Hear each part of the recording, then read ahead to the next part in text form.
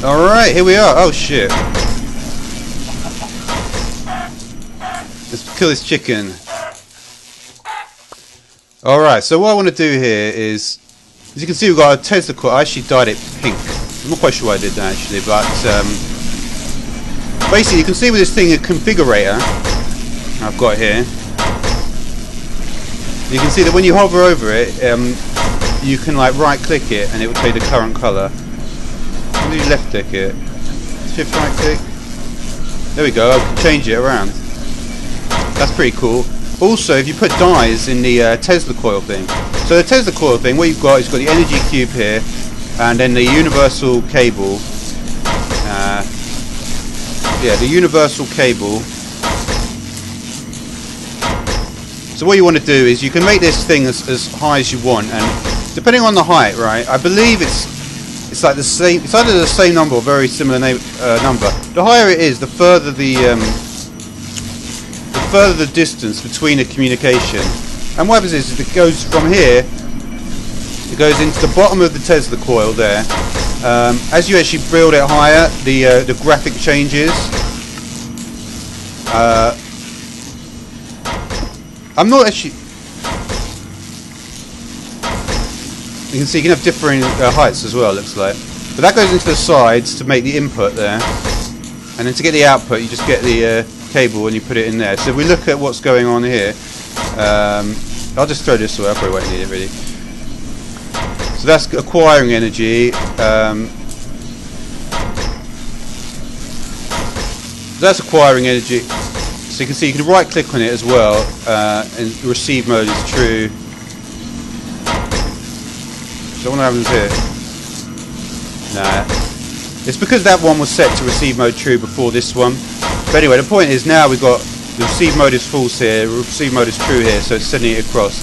If we get dye, for instance, if we try an orange dye here, we can just click on one of them and you can see. When do we click on the other one? There we go, the whole lot is green, orange now rather. So yeah, so you can change certain the electrical particles there. So if we try to play a purple one here,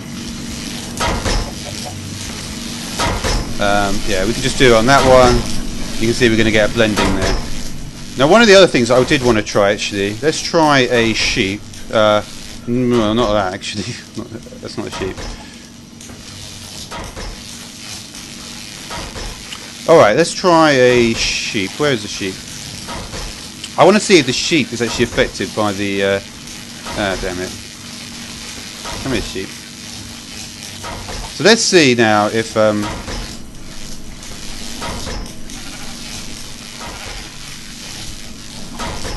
So we'll just get this sheep into the area.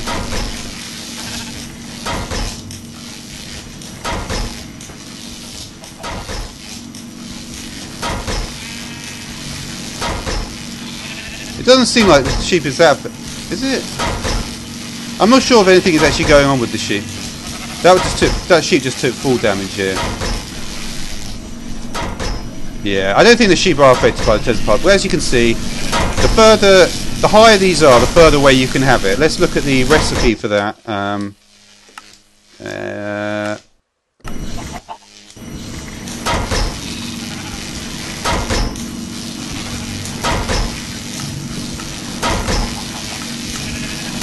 So, just a quick recipe guide here.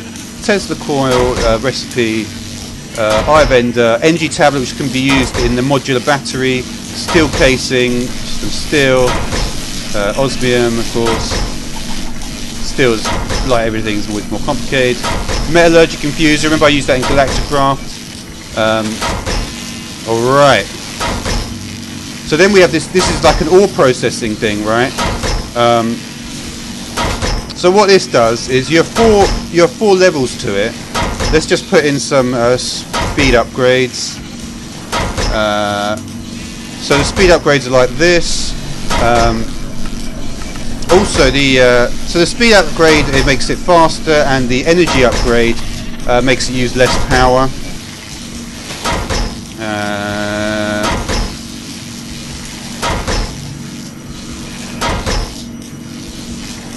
Alright, so we'll put that in there.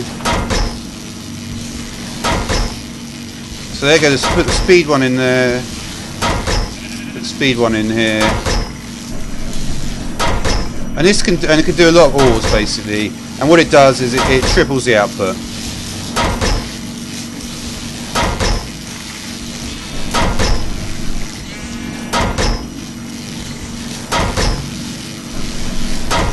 So yeah.